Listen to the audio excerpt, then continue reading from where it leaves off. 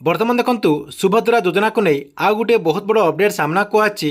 सुभद्रा योजना अधीन जो आज टंकाटी आपण अकाउंट को आसबार थिला से टंकाटी सरकार तरफ ट्रांसफर करा जाय नाही। एने सरकार तरफ ऑफिशियली घोषणा करा जायछि। या सहित किछि न्यूज माध्यम रे अपडेट आसी जायछि। एटी आपण स्क्रीन माध्यम रे देखबार थिबे अकाउंट को जायनि सुभद्रा टंका मिछ खबर जहाँकि आपण भ्रमित न होगा राज्य सरकार तरफ परामर्श दि जायछि। तेबे कहीं सरकार तरफ 1 टंका आज ट्रांसफर करागला नाही एवं एने सरकार तरफ कौन अपडेट होती जहाँकि आपको मुझे वीडियो माध्यम रे पूरा डिटेल जनइबी। से भिडटी को शेष पर्यंत देखंतु। ता पूर्व वीडियो को गोटे लाइक कर दिंतु एवं जो मैंने चैनल को नुआ आसथिबे चैनल को सब्सक्राइब करके पाखर थिबा बेल आइकन को क्लिक करके ऑल नोटिफिकेशन ऑन कर दिंतु।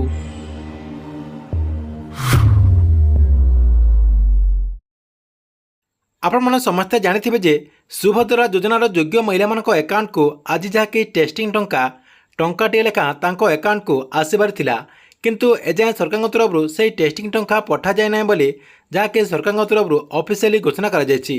या सहित आप समस्ते जानी जे किछि मीडिया रे मध्य एने घोषणा करा जायतिला जे सरकार तरफ सुभद्रा योजना अधीन टेस्टिंग टंका हिताधिकारी अकाउंट को आसी सारी। या सहित माननीय उपमुख्यमंत्री सूचना देते जे आज सुभद्रा योजना अधीन जो टेस्टिंग टंका रही यही टेस्टिंग टंकाटी योग्य महिला मानक अकाउंट को ट्रांसफर करा एबे किंतु सरकार तरफ घोषणा करा जायछि जे सुभद्रा योजना को नहीं कौन से टंका ट्रांसफर करा जाय नाही। एठी आपण स्क्रीन माध्यम रे देखि पारथिबे आईपीआर डिपार्टमेंट तरफ एई ने पूरा अपडेट होईछि। देखंतु एठी कोन लेखाइछि आज सुधा ओडिसा रे 1,20,00,000 महिला हिताधिकारी सुभद्रा योजना रे पंजीकरण करिसंती। चलित अक्टोबर 9 तारिख रे मुख्यमंत्री मोहन चरण माझी बारिपदा ठारे 35 लाख रु अधिक हिताधिकारी को द्वितीय पर्यायर सुभद्रा योजनार प्रथम किस्त टंका प्रदान करिवे। यह सहित हिताधिकारी मानकर बैंक खाता को परीक्षामूलक भाव 1 टंका पठाଯିବ। एजाब द्वितीय पर्यायर 1 टंका पठा जाए नहीं। तेबे सोशल मीडिया चलुवा एभली मिथ्या खबर द्वारा भ्रमित न होगा राज्य सरकार पक्षर अनुरोध करा जायछि। या सहित देखो सरकार तरफ एने आउ कौन अपडेट होती सुभद्रा योजना संबंधित समस्त अपडेट खबर पाइबापी सुभद्रा योजनार जो वेबसाइट रही किंबा जो ऑफिशियली सोशल मीडिया रही ए सोशल मीडिया को आपण को अनुसरण करने कहुई।